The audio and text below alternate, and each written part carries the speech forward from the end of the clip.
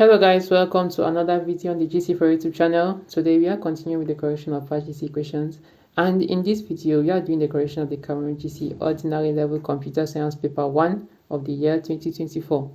So let's begin. Question 1. Dash are used to interpret HTML code. We have our first option, browsers. Browsers are effectively the program or the application used to interpret HTML code. Examples of browsers, we have Google Chrome, Microsoft Edge, Mozilla Firefox. All those are web browsers, and they are designed to interpret HTML code into the visual components we see and interact with. From option B to C, we have compilers, interpreters, and assemblers. Now, these are programs which convert high-level computer languages into low-level computer understandable languages. Compilers convert high-level language into low-level language by converting the entire code before it is run. Interpreters do so by converting the code line by line, while assemblers convert assembly language into low-level language. So for question 1, our answer is A. Question 2, the spreadsheet cell range is A1 to E5 has dash number of cells. The number of cells in a spread cell range is equal to the number of rows times the number of columns. Now, to demonstrate this, let's create a spreadsheet file. Now, looking at the question, we have from A1 to E5. So that's A1 right up to E5. We have 5 columns and 5 rows, so that the number of cells in this range is equal to 5 times 5, which is 25. So for question 2, our answer is A, 25. Question 3, the result of the binary subtraction 10101 base 2 minus 1111 base 2 is, let's solve that. We can start by creating a table. Now you have 10101 base 2, and the next value was 1111 base 2. Now let's move on with the subtraction. The first, we have 1 minus 1, which will give us 0. The next, we have 0 minus 1. This cannot go, so we have to borrow 1 from the number in front. Borrowing 1 from here will leave us with 0. And now, since we are working in base 2, the 1 that we take from here becomes 2. So from 0, we have 2. 2 minus 1 gives us 1. We move to the next. 0 minus 1, it cannot go, so we borrow from the digit in front. This is still 0, it cannot go, so we borrow from the digit which is further in front. This will leave us here with 1. And now the 1 will come here to be 2. Now you are still to borrow from this 2 to send it here. So we'll be left here with 1. And now the 1 that comes here becomes 2, since it is base 2. Now 2 minus 1 will give us 1. And here 1 minus 1 gives us 0. And here we are left with that 0 minus nothing, which is like nothing. So our answer is 0110 base 2. Looking at our options, we have 0110 base 2 as option B for question 3. Question 4, the control structure that enables the computer to repeat processes is called, we have A sequence. A sequence is a type of control structure where each instruction in the computer is followed in order. For example, option 1, option 2, option 3, right down to the last option. The next option, we have iteration or sometimes looping. This is effectively a control structure where a block of code or an instruction or process is repeated based on certain constraints. For example, you write a for loop and say, for example, variable I is equal to 1 up to I less than or equal to 5. We are going to repeat the code that is in that for loop for I equal to 0, to E equal to 1, to 2, to 3, to 4, and 5. Now the next, we have a repeater. A repeater is a network hardware device that is used to boost signals through long distances of transmission. And finally, option D, we have a choice. This makes no valid sense in this question. So for question 4, we have B, an iteration. Question 5, a validation method to ensure that data has been received correctly is the dash check. We have a format check. Format check are done, let's just give an example. Let's say you're on a website and you're supposed to submit a video. Normally, the input form will expect you to submit something with a file format of AVI or MP4. So if you submit maybe a file with a file format doc or a file format PNG, the format validation method will say this is not the file we're looking for and it's going to be rejected. The next is a length verification method. This is done mostly on strings. Let's say, for example, a form expects you to input your name. Normally, the form will expect your name to have more than 0 characters. So if you try to submit the form, meanwhile the input for name has no characters, so the length validation method is going to say this field is empty and is going to reject the submission of the form. Next, we have C, automatic. Now, automatic is not a valid form validation method in any way, so it is not an answer for question 5.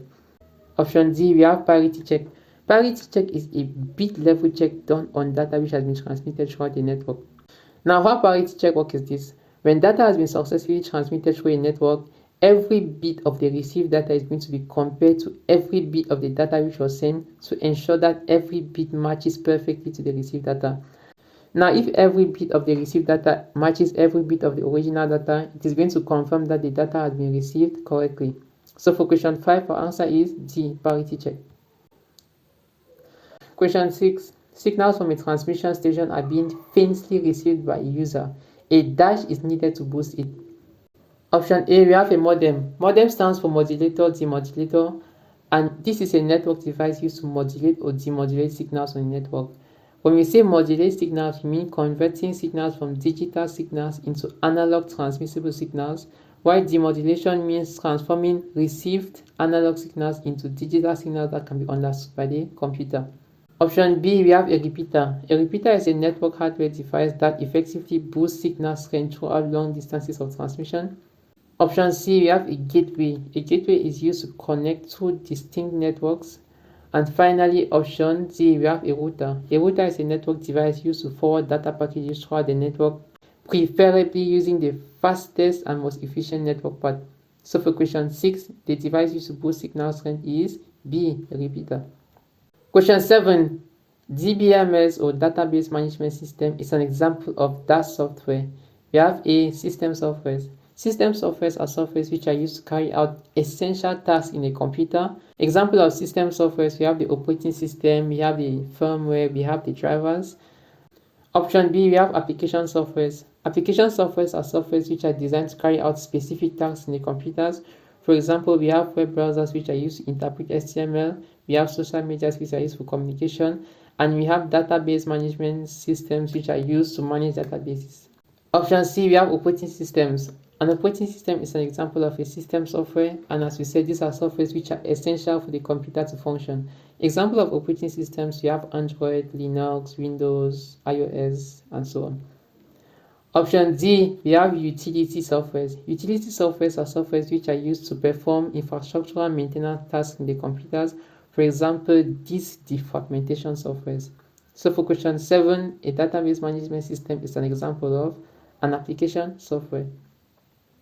Option 8, a malware that looks legitimate and is hidden within another program is A. We have a virus. A virus is a computer malware that attaches itself to a computer file in order to replicate in the computer.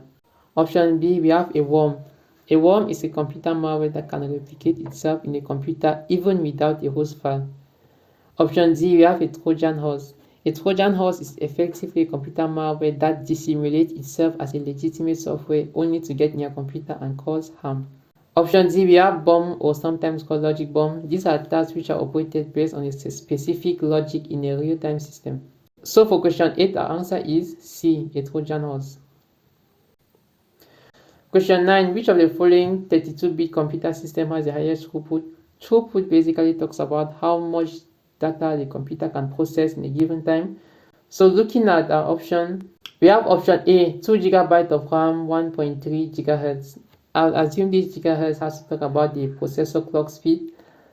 And when we talk about the processor clock speed, we are talking about the number of processor cycles which the processor can execute in a second. The next, we have 512 megabytes of RAM, 2.1 GHz. The next, we have 4 GB of RAM, 1.1 GHz dual core. When we talk of a dual core or a dual core processor, we are talking of a single processor in which in it there exist 2 processing cores. Now, for a dual core processor running at 1.1 GHz, they are simply telling us that this processor has 2 cores in it, and each of those 2 cores run at 1.1 GHz. So the combined clock speed of that processor is equal to 2 times 1.1, which is 2.2 GHz. There are many types. There are quad-core processors which have 4 cores, there are octa-cores, and so on. So for option C, we find out that our combined clock speed is 2.2 GHz. Now the last option D, 1 GB of RAM, 500 Hz dual core. Though it's a dual core, the processing speed of single core is extremely small. So looking at question 9, our answer is C. Question 10, arranging storage units from smallest to largest capacity. Now in a computer system, the smallest storage unit is bits. After a bit, we have a byte. 1 byte is equal to 8 bits. After a byte, we have a kilobyte. 1 kilobyte is equal to 1024 bytes. After a kilobyte, we have a megabyte, which is equal to 1024 kilobytes, followed by a gigabyte, a terabyte, and so on. So for question 10, from smallest to largest, we have a bit, followed by a byte, kilobyte, and terabyte, which is option C. Question 11. At Tina Sub Cyber Cafe, all computers are connected to a computer in the central room. This type of network architecture is known as. By that you mean all the computers in a network are connected to a central computer, which this central computer is like the computer which gives resources to all the other computers. So our first option, you have peer-to-peer. Peer-to-peer is a type of network architecture where every computer in the room is connected to every other computer in the room. Say for example, there are 10 computers in a room. Each computer in that room is connected to all the other 9 computers. So each computer can directly make a request to any other computer in the room without passing through a central computer. Option B, we have a proxy server. Option B, we have a proxy server. A proxy server is like a middleman between you and an actual server. Most people use it to hide their own IP address when making requests on the internet. Let's say for example, you're trying to request a resource from facebook.com. You send that request through your proxy server. Your proxy server now then takes that request and sends it to Facebook servers. Facebook now understands your request and gives the results to the proxy server. The proxy server now takes those results and sends them back to your device. Option C, we have a client-server network architecture. A client-server network architecture is a type in which computers request resources from a single or a central computer called a server. Say for example, you're trying to request a search result from Google. Your computer or your phone sends the query to Google, then Google now understands your result and sends the result back to you. That's an example of a client-server network architecture, and it's basically how almost everything on the internet functions in these days. D, the last option, we have a peer-to-server. This is not really any type of network architecture, so it's not a valid option for question 11. For question 11, then our answer where every computer is connected to a central computer is a client-server network. Question 12, which of the following is not a characteristic of a good computer algorithm? Now, computer algorithm has to deal with the steps required to accomplish a specific task. And when we talk of computer algorithms, there are some rules to follow to ensure your algorithm is good enough. Some of these rules include 1. Finiteness. When we say finite, we mean your computer algorithm should have an end and should not go on forever. The second, we have unambiguity. When we say your computer algorithm should be unambiguous, we mean it should be very explicit. It should have clearly defined and precise steps to follow. The next characteristic of a good algorithm is that it should have an input and an output. It should accept 0 or any well-defined input and should have at least one well-defined output. The next is effectiveness or feasibility. Your algorithm should be very possible to execute using the amount of resources you have. The next, your algorithm should be language independent. By that I mean you should not write an algorithm that can only work based on functionalities found in Python. Your language should also be able to work on C, on JavaScript, on any other programming language there exists. And finally, efficiency. Your algorithm should be able to work at its best performance using the smallest amount of resources necessary. So looking at question 12, which of these is not a characteristic of a good algorithm? We have B, ambiguous. When we say an algorithm is ambiguous, means it's vague, it's not precise. We want our algorithm to be unambiguous. Question 13, given the web address this, which portion is the domain name? A domain name is what uniquely identifies a website host on the internet, and for this case, it's going to be gceboard.cm. The first, HTTPS, this is the protocol which governs the transmission of web pages throughout the internet. HTTP stands for Hypertext Transfer Protocol, and the S at the end means security. That means this website is a secured website. The next, gceboard.cm. This, as we said, is the domain name of the website. The next, homepage.html. This is the page which you're heading to. That's the web page which you're going to be sent to. And D, we have www, which stands for World Wide Web, and this is the subdomain prefix. Question 14. Technology now enables users to send images over telephone lines using A. We have A, Telegram. This is an instant messaging service. We have option B, fax. A fax machine is used to convert image documents to digital signals which are transmitted over telephone lines. Option B, we have a telex. This is again a text-only messaging service. And finally, a fixed phone. This is a type of phone which supports only voice transmission or voice communication. So for question 14, our option is B, a fax. Question 15, the given truth table is for the dash gate. Now looking at the options, you have a NAND gate, or sometimes called NOT AND gate. It's simply an AND gate where the output is reversed. Now for an AND gate, the option is true only if both options are true. Now looking at this, both options are false. So for an AND gate, the output is false. That means for a NAND gate, the output should be true. So it's false here, so it does not match the NAND gate. The next is the NOR gate or the NOT OR gate.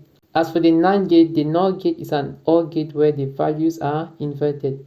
Now for an OR gate, the value is true if any value is true. That is, the answer is 1 if any answer is 1. So looking at these, all options are 0. So for an OR gate, our output is 0. That means for a NOR gate, our output should be 1. Now the next, you have an AND gate. An AND gate, as we said, both options must be true for the options to be true. So both options, 0, 0 is 0, that's correct. 0, 1 is 1, that is wrong for an AND gate. The last option, we have an exclusive OR gate. Now an exclusive OR gate is one in which the value is true only if both inputs are different. Otherwise, the value is false. Now looking at this, you have the input A and B are the same, so our answer is false. Here our value A and B are different, so our value is true, that's correct. The next, our value A and B are different, true, and value A and B are the same, false. So looking at our options here, we have D, an exclusive OR gate, as our answer. Question 16. Which of the following symbols represents an input/output in algorithm representation? In algorithm representation, inputs and outputs are represented by parallelograms, which is A. Rectangles are used to represent processes. Diamonds are used to represent conditional statements, that is, if else, and ovals are used to represent starting and ending points of the algorithm. So for question 16, our answer is A. Question 17. At some banks, customers carry out withdrawals of money through an ATM. The abbreviation ATM stands for Automated Teller Machine, and that is B, Automated Teller Machine.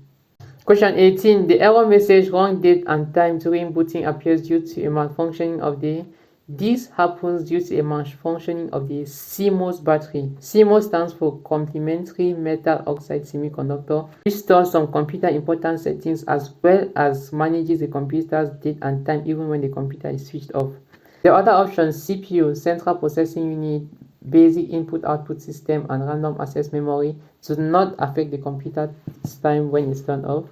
So our option is B, the CMOS battery. Question 19. The algorithmic construct if then else represents a dash construct. We have a selection construct, sometimes called conditional branching. This is effectively what the if then else represents, because it is going to look at the specific conditions and is going to do a logical decision on which path to select for its next execution. The next, we have looping. This is the process of repeating a block of code based on a specific situation. The next, we have sequential. This is a type of structure where the code is executed one instruction at a time in order. And finally, iteration. Just like looping, it repeats a block of code based on specific constraints. So for question 19, our answer is A, selection construct.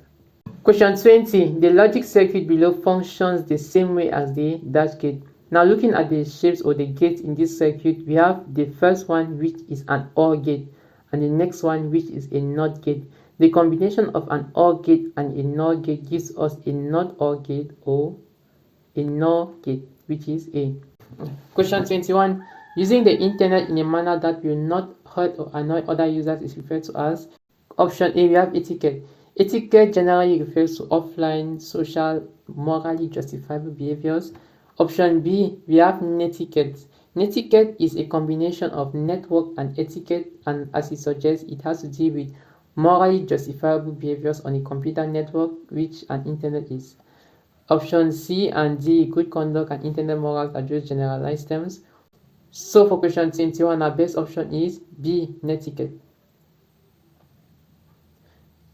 Question 22. An information system that captures and stores knowledge and then imitates human reasoning is called a or an. We have A, transaction processing system. These are systems which are used to carry out day-to-day sales transactions and all that. Option B, we have monitoring information systems. These are systems which are used to monitor the performance or the operation of a computer system. Option C, we have expert systems.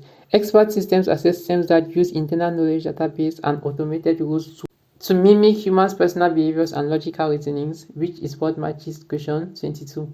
And finally, option C, office information systems. These are systems which generally are used to control office workflow.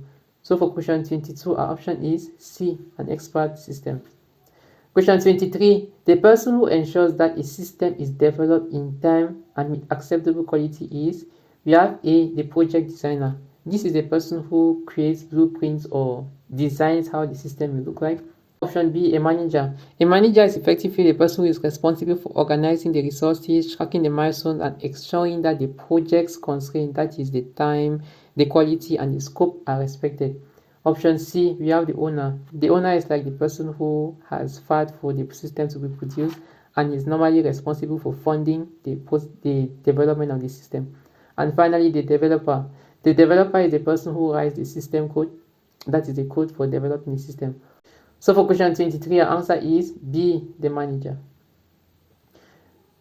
Question 24, a disadvantages of telebanking is that telebanking has to do with banking from remote areas. For example, I can be in Yaoundé and I'm doing banking in, say, Pamenda and all that. We have option A, spend less time at the bank. This is not a disadvantage of telebanking, it's rather an advantage. Option B, are not disturbed by road traffic. Again, this is not a disadvantage, it is an advantage. Option C, risk of having their accounts hacked. This is very true. Generally, anything that happens on a network can be hacked, and telebanking is no exception. Your account can be hacked, or your personal details can be hacked through phishing attempts and all those things. Option D, overdraw from their accounts. This is not true. This is just normal bank penalties which are done in exchange for the services they give you. So for question 24, we have option C as one of the main risks for telebanking.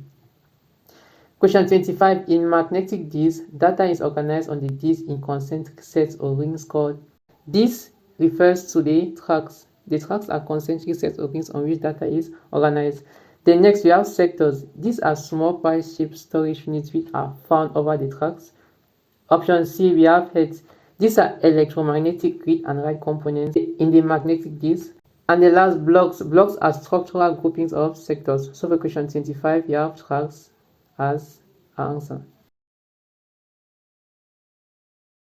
Question 26, a principal obtains a new school management software but allows it to be used alongside the old one. This is referred to as when the new software is used alongside the old software. This is referred to as parallel running, which is option D. The other options we have D, direct takeover. This is one in which the old system is completely replaced by the new system. The next B, twin running. This is not a term valid for this question. Option C, we have direct running. This again is another way of calling option A, direct takeover, where the old system is completely replaced by the new system. Question 27. A significant advantage of social network is that we have A, uses informal language. Well, that is true, but it's not really an advantage because it's not doable in like a formal setting. Option B, can be used to transmit bulk files. That is also somehow possible, but that is a service which is better handled by cloud storage services like Google Drive and others. Option C, can be used to send audio and video files. This is effectively true and is one of the advantages of social networks.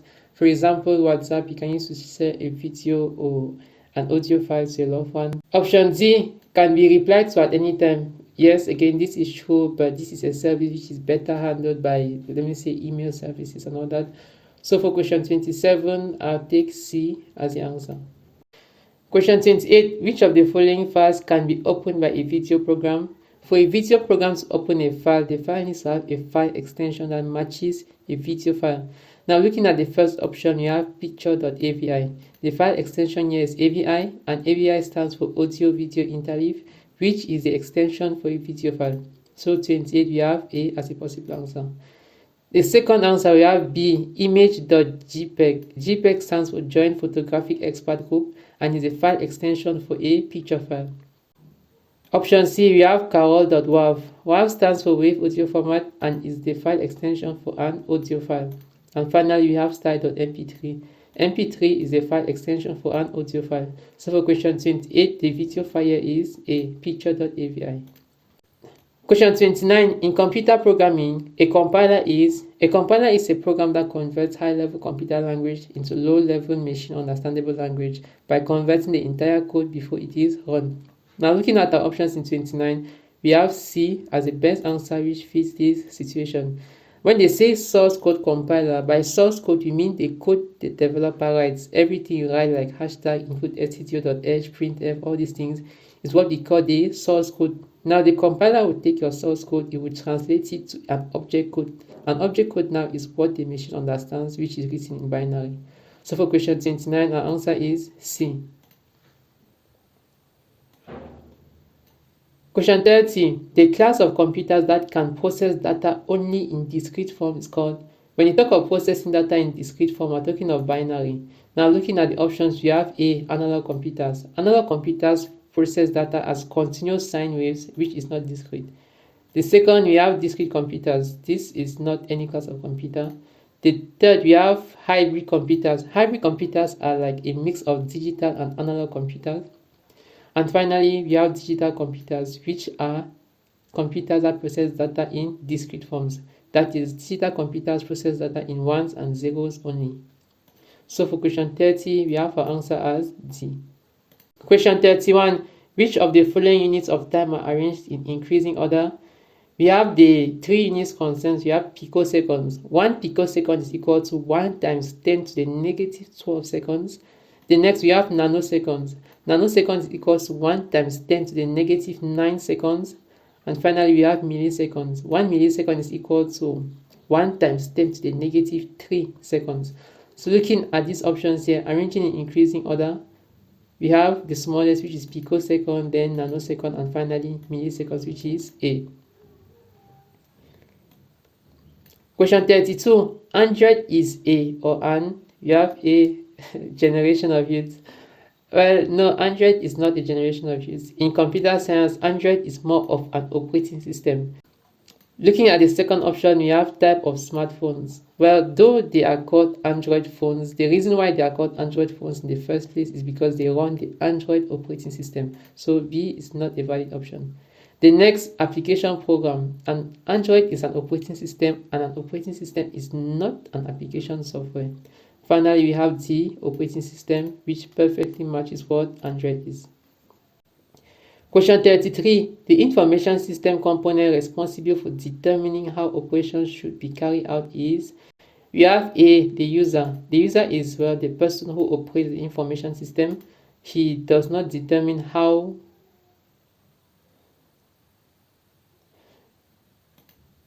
we have A, the user. The user is the person who operates the information system, but he is not the one who determines how the operation should be carried out. The next, we have hardware. Hardware are the physical components of the information system. The next, we have procedures. Procedures are a step of rules and guidelines which tell you how the operating system works and how it should be operated. This is what perfectly matches question 33. That is what is responsible for determining how operations should be carried out in the information system. So we have C for question 33. Now the last option, software. Software are the digital or the virtual components of the information system. So for question 33, our answer is C. Question 34. Given that the binary disk represents the letter D in ASCII, For those who don't know, ASCII stands for American Standard Code for Information Interchange. The binary representation of the letter A will be. Now let's do this.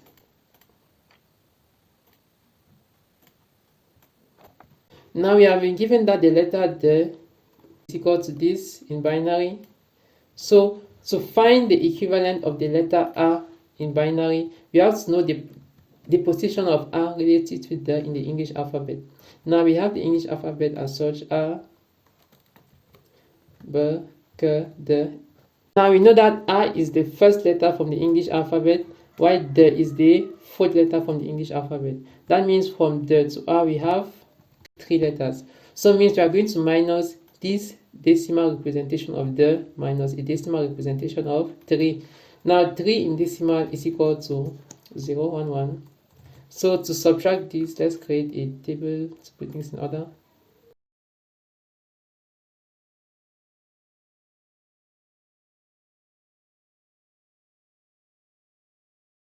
Now this is the binary representation of D minus the binary representation of 3. Subtracting this will give us a binary representation of A. So let's go. 0 minus 1, it cannot go. We borrow from the digit in front, which is still 0, cannot borrow. So we come to the next digit further, which is 1. Borrowing from 1 will leave us with 0. Now the 1 we take from here, since it's base 2, becomes 2. Now you have to borrow again from this 0 to send to the 0 behind. So we'll be left here with 1. And the 1 that leaves from here coming here is going to be 2. Now subtracting 2 minus 1 gives us 1. Now you move forward. Here we're left with 1. 1 minus 1 gives us 0. Here 0 minus 0 gives us 0. And moving further, we have 0, 0. 1 minus nothing is 1. 1 minus nothing, 1. And 0 minus nothing is 0. So this is the binary representation of the letter A in ASCII. Now looking at our options, we have 0, 1, 1, 0, 0, 0, 0, 0, 1, which is option C. Question 35. A web address is usually called URL, which stands for Uniform Resource Locator, which is D, Uniform Resource Locator. Question 36. Data is collected from 150 students in a school under the following headings: admission number, name, date of birth, place of birth, class. How many records are found in the corresponding database table? A record represents a collection of data about a single entity. In this case, our entity is students. And now we have 150 students. So we are going to have 150 records for this school. So for question 36, our option is B. Question 37. Which of the following computer hardware emits more radiation? Looking at our options here, we have laser printer, optical scanner, cathode ray tube monitor, and liquid crystal display monitor. From all these options, a cathode ray tube monitor emits the highest amount of radiation. This is because the way cathode ray tube monitors work is by using high voltage electron guns to beam electrons on a phosphorescent screen and show you the images you see. This process is what causes cathode ray tubes to emit high level of electromagnetic radiations. The others don't emit that amount of radiation, so for question 37, our option is C. Question 38. Paul tries different combinations of values for various items to be bought for his shop. This process is an example of, we have A, forecasting. Forecasting is like a process of using past trends to predict future actions.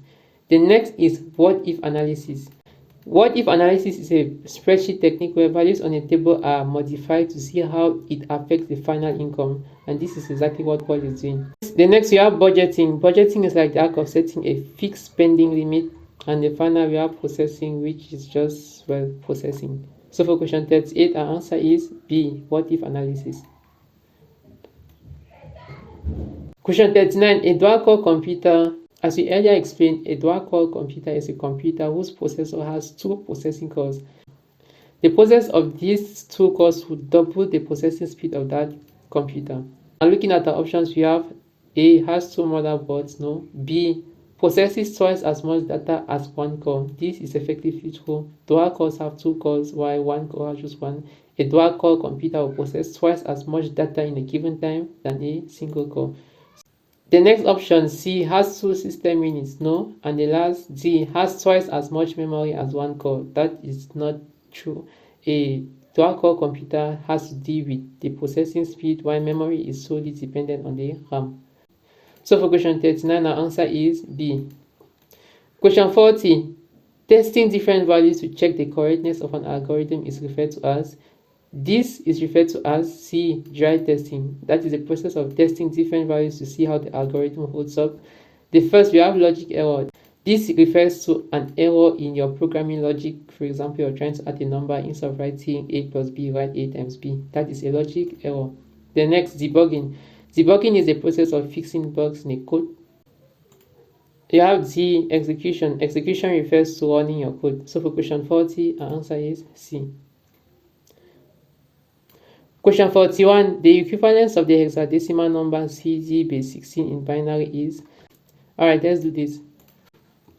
We have CD in base 16 to convert to decimal. Now to convert from binary to decimal, I want you to know that 16 is equal to 2 raised to the power 4. Now the reason why this is important is because to convert from base 16 to base 2, we need to find the 4-digit decimal equivalent of all of the digits involved in the hexadecimal number. Now when it comes to hexadecimal has numbers from 0 up to 9, and from 10 to 15, they are represented using letters as such. 10 is equal to A, 11 is equal to B,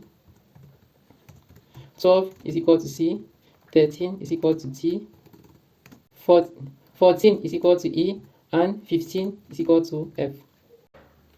Now for this question, we are dealing with C and D, which is equal to 12 and 13. Now you find the binary equivalent of 12 and the binary equivalent of 13. Let's do the entire working here. Let's just make a table. So we have 12 in binary. We start by dividing by 2. When we divide 12 by 2, it gives us 6 with a remainder of 0.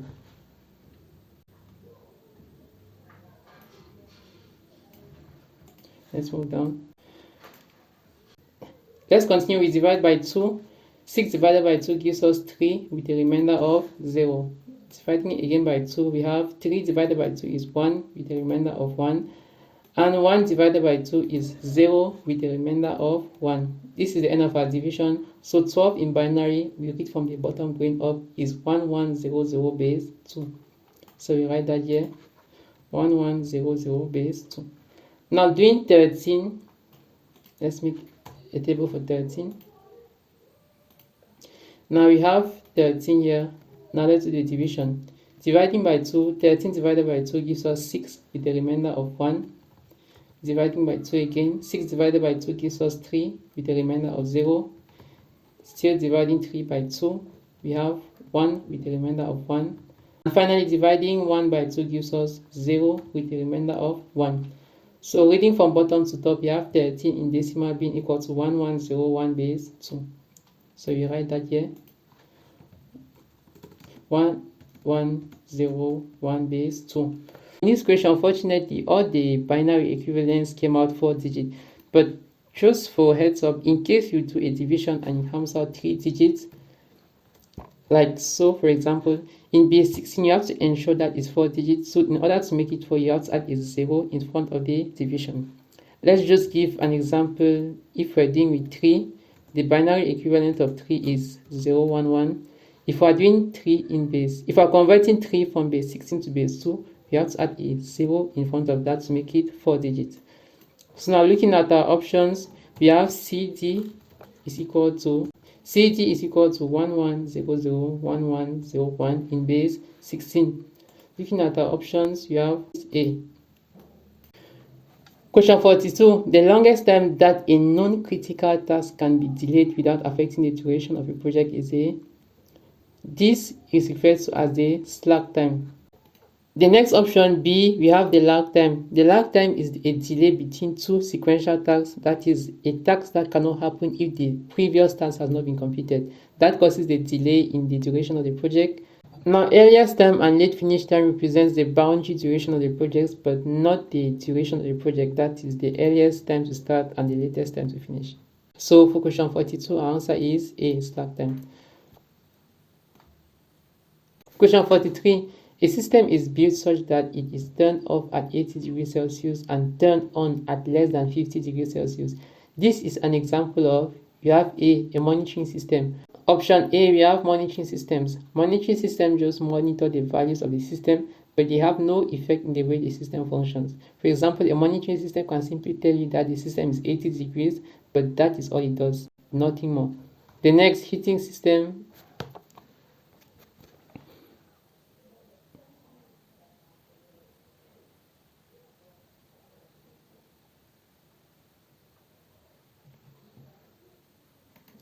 The next, heating system, well, I guess this is a system that heats up the system.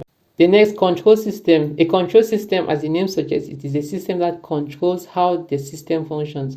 And in this case, as you said, when the system is 80 degrees, the control system will be like, the system should be turned off. Then when it is less than 50 degrees, the control system will say the system should be turned on. That is the function of the control system. Now, as the next, the cooling system, well, a system that cools, I guess.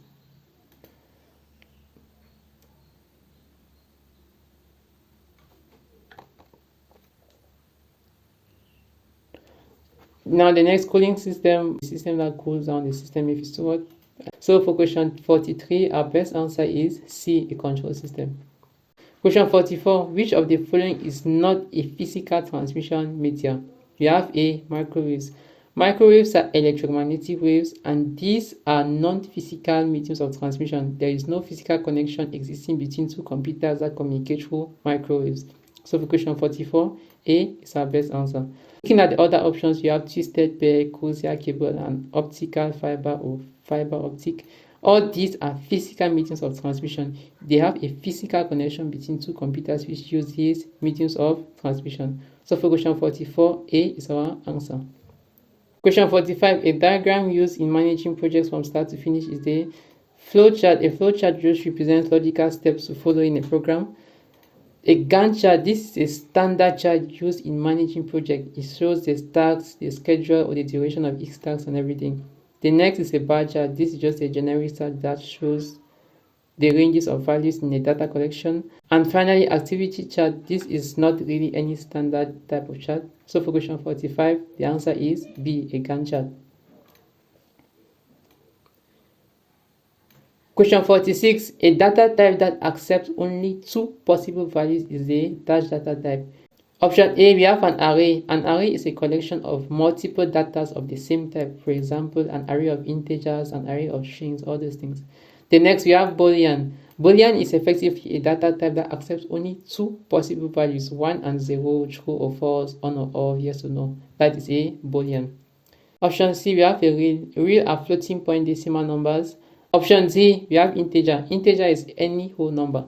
So for question 46, Boolean is a data type that accepts only two values. Question 47, comments in a program are, comments in a computer program are like the text you write to explain to maybe yourself or someone else what you're trying to do. For example, in a program like this is the comment in this program. I'm trying to explain to myself what I'm trying to do here. So in case I come back later, I'll know what I was doing.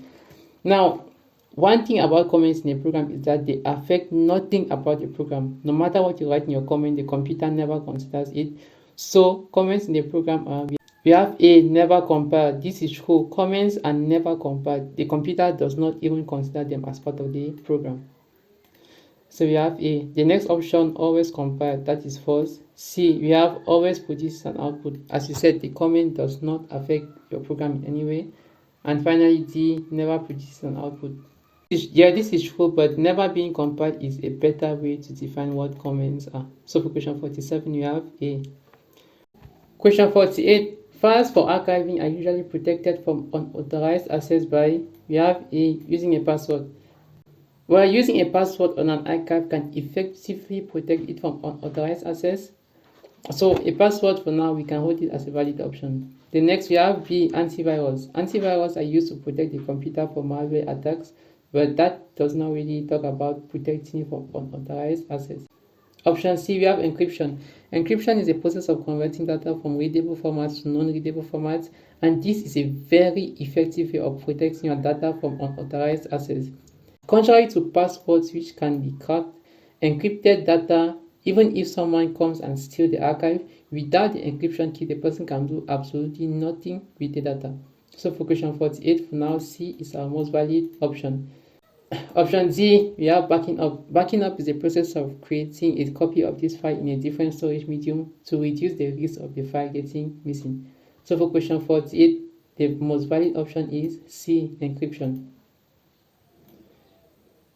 Question 49, the type of interface that allows users to interact with software by clicking on commands is. Now within this question, the key word to take note of here is clicking. Now looking at the options, we have a graphical user interface. This is what best describes a computer interface where the user can interact by clicking on commands or clicking on icons. For example, this. The next, we have a menu driver or menu driven interface. This is the type of interface where the user has to go through a list of text options in order to do what they want to do. The next, we have touchpad interface. This is more of a computer hardware. And the last D, we have command line interface. Command line interface is the type of interface where the user interacts with the command by explicitly typing the commands he wants to be executed, not clicking on them. So for question 49, our answer is A, a graphical user interface. Question 50, a network device that splits a signal from a single channel into multiple channels is referred to as a. Splitting a single input signal into multiple output signals is referred to as demultiplexing, and that is done by a demultiplexer. The other way around is called multiplexing. Multiplexing is a process of combining multiple input signals into a single output signal, and it is done by a multiplexer. So for question 50, we have D, demultiplexer, as our answer. Now this brings us to the end of this video. Thank you very much for watching. If you did enjoy this video or learn something new, please consider subscribing to GCE for all. It means a lot. Thank you very much for watching, and I'll see you all again in the next episode. And as always, the corrected version of this exam paper is going to be posted on the GCE for all website, so feel free to go on there to download a copy in case you need for revision later.